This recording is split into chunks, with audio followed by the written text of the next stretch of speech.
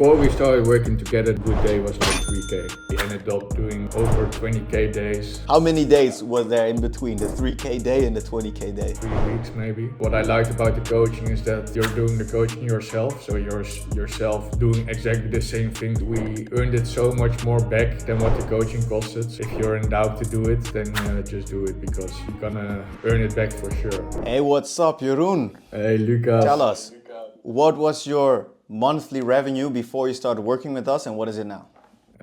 Before, I think our top month was about 60, 70K, something like that. And when we started the coaching, it was we almost hit 200K. So I think that was a good improvement. In the first month, right? First month of the coaching, yes. Yeah. And now even you're out of stock all the time, so you have to, scale back because your ads were doing too well. Yeah. It was, we scaled a little bit too hard and now we have to wait for our stock, which is coming next week. So I think that's somewhat a luxury problem. Yeah, it's a lot of luxury problems. It's good problems to have. This is the problems we like to solve. So what was your whole journey before you started with us and you thought, okay, I need some help right now? We started the brand from like a passion perspective, not really from like an e-commerce marketing perspective. We have a footwear brand. So me and my business partner came from like a shoe background. So we really didn't know a lot about marketing and where we got stuck on a certain level of marketing because we didn't knew a lot about Facebook ads, about Google ads, or about the whole e-commerce thing. So I think we tried a lot of things in the 2 years before. We tried like influencers, micro influencers, partnerships, a lot of things, and in the end, we ended up with meta ads, and I think it's working out really well at the moment for us. Yeah, and what happened that you thought, okay, actually, maybe I need some help right now? Yeah, we were stuck at a certain level, about like 30, 40K a month, and we were like, all our winning ads were like really bottom of funnel ads. And at that moment, we weren't really aware how to fill the whole marketing funnel with middle funnel ads, top of funnel ads. We just thought we were limited in this, and we know where the problem was, but we didn't know how to set up our creative system, our creative engine, and that was the moment when we started coaching. Yeah, and did you already know that was the bottleneck? Yeah, I think in my first call with you, I knew it was the bottleneck, but before, if I look back, it was, I understand what was the bottleneck, but at the moment, no, I didn't know. Yeah, because you had a lot of, I remember, like really bottom of funnel ads, and then we really went into how to do creative strategy, how to tap in more into unaware audiences, what's your ideal customer persona, that's when everything started taking off. No, that's right, we started with like, what is the real buying persona of the brand? And we got that really detailed in like a document. And that was already a very, very big step, I think. And then, we started implementing all the creative output system, because before I was doing all the statics myself in Canva, and we were doing video ads also myself in CapCut or something. It was really not scalable like that. Yeah. So that's where you have to start, right? Like I did the same. Like I was a video editor. My brother did video edits. I still have a static online right now. Is doing well. Me too. Canva. So what does your team look like right now? So at the moment, I am like creative strategist. So all the ads start with me. Then we have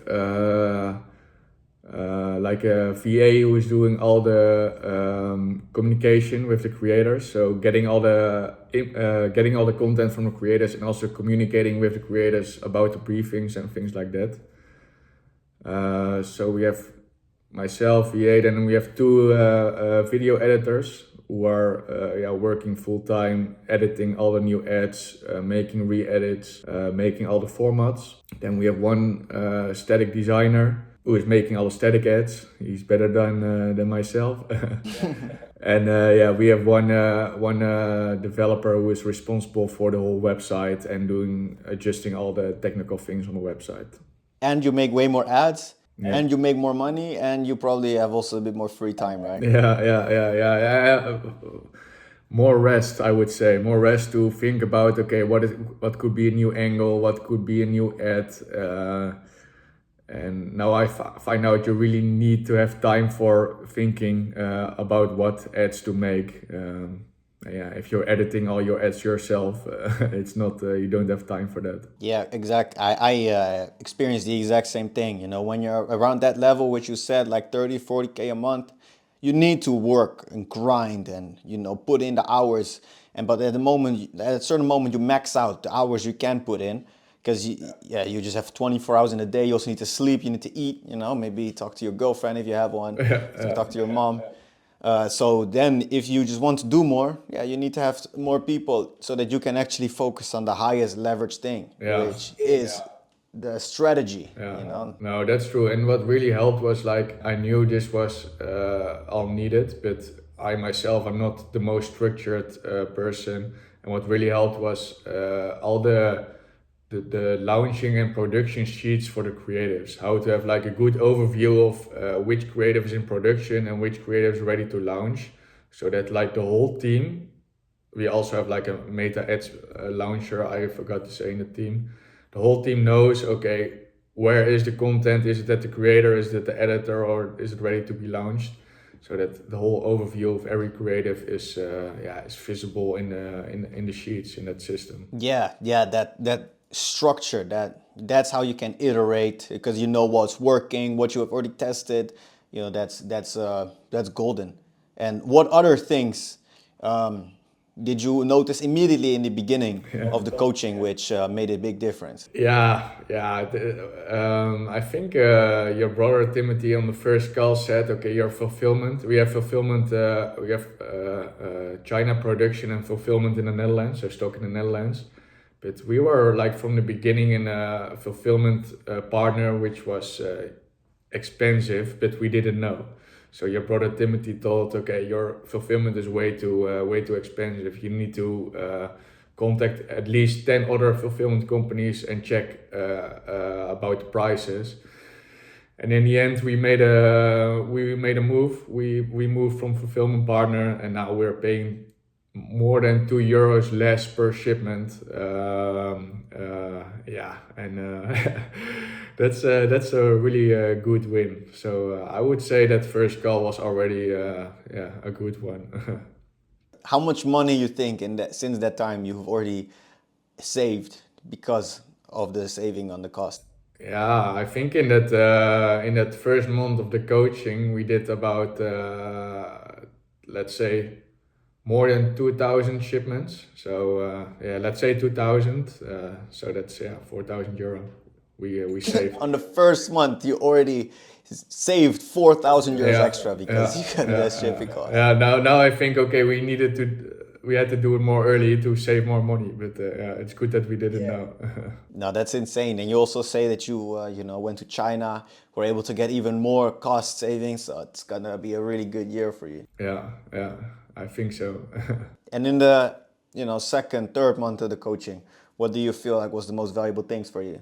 In the first month we scaled really hard, and then I think over the whole coaching program, it was most important to hire the people in the creative team. Now we did that, all the editors, the launchers, and the VA, and then get all those people into place to get the best and the most creative output. That was a big thing of focus, I think, during the program. And what was another important thing is that we discussed a lot about what type of creatives to make. So okay, what is a top of funnel creative, what is a middle funnel creative, and bottom of funnel we already did. But I think top of funnel is the most hard thing to do that profitable.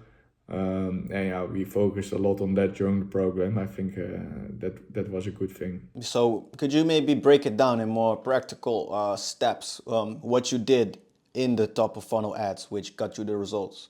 We started a lot of creators. So before we did do creators, but not on a scalable system. So now we have a VA who's almost all day doing outreach and sending briefings to those creators. And yeah, for us, top of funnel creator content works very well, but we notice that you have to have a lot of content and test a lot to have some winners, especially in top of funnel. And now with because we make so many creator ads, we get better at it, and we know what to say in briefings to those creators. Yeah, so it was mostly just being able to get more footage for a cheap price, right? Is what you're saying. Yeah. And also, I forgot now our Google Drive, all Google Drive folder is so structured at the moment. Like our editors who are not from the Netherlands, they know themselves which content where to search for. And that before I didn't even know it myself where which content was. So yeah, that's also a very, very big improvement. And you know, I think the main reason why you guys are getting crazy results with the support is because you guys actually implement stuff immediately. You know, that's what I really like about you guys. Like we say, hey, maybe you should try this.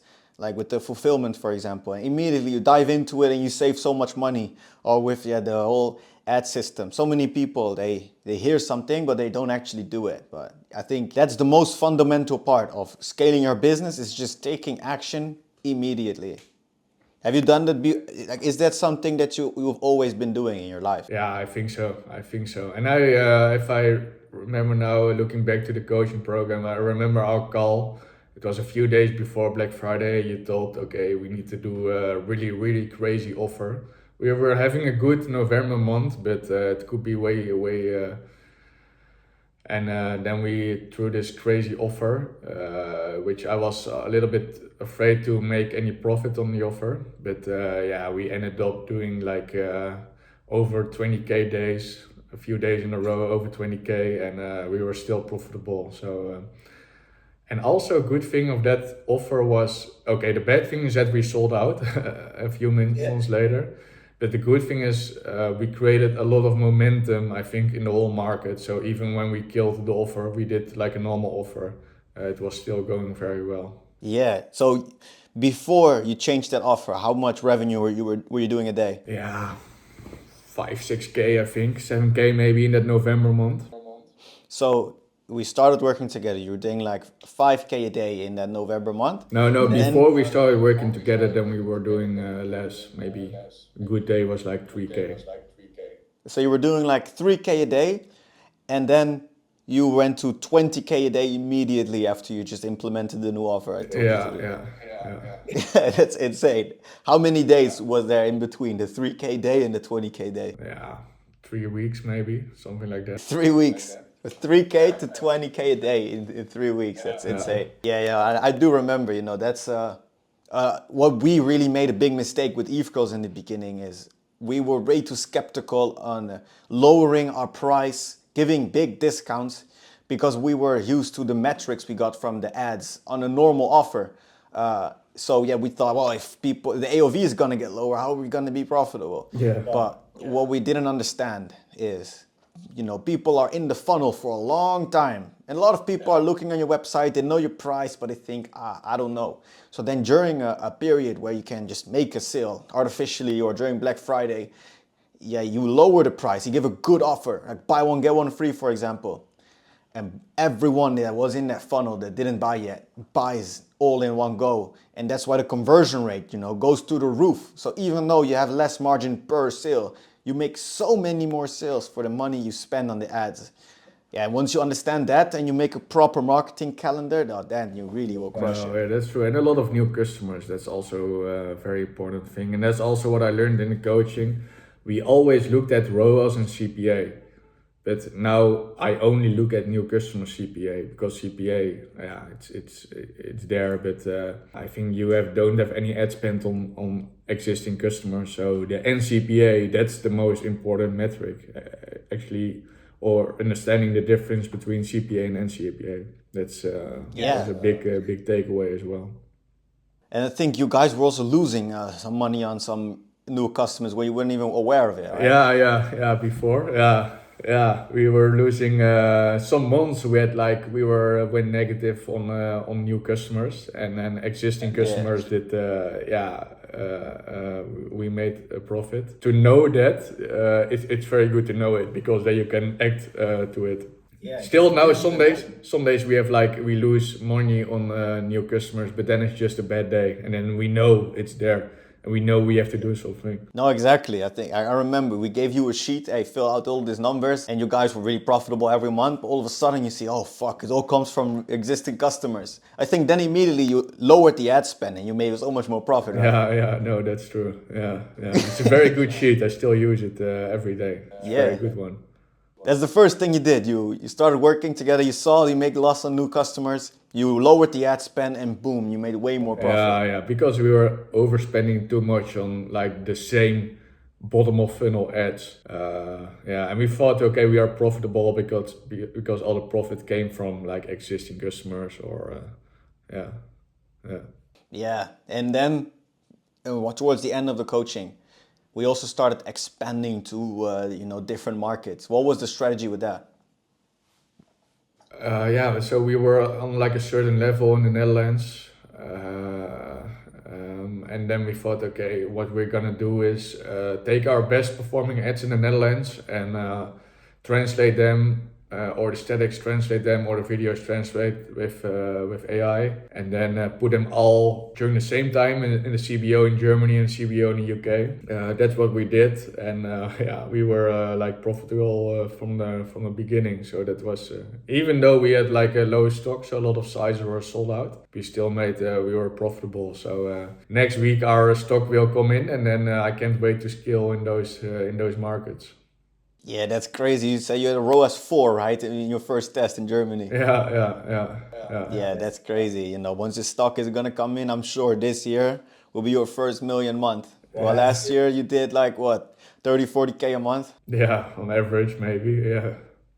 Yeah, that's insane, man. Like, really well done. Is there one more thing that you wanna, tell people that are watching this? What I liked about the coaching is that you're doing the coaching yourself, so you're yourself doing exactly the same things as that you teach in the coaching, and that's what I liked very much. And I remember during our Black Friday sale, we were like having contact moments multiple times a day, and I think that's I really like the personal. The short how do you call it, short lines between you guys. Um, and what I say, the money we saved on, for example, fulfillment, and the money we saved on overspending on bottom of funnel ads, we earned it so much more back than what the coaching costed. So I think if you're in doubt to do it, then just do it, because you're gonna earn it back for sure. Yeah. No, thank you for those nice words, man. I'm gonna thank you as well for this interview. It was amazing journey you guys had and are still having. So I'm really excited for what the future is gonna bring. Yeah, me too. It's gonna be a good year. For sure, man. All right, man. See you later. All right, see you.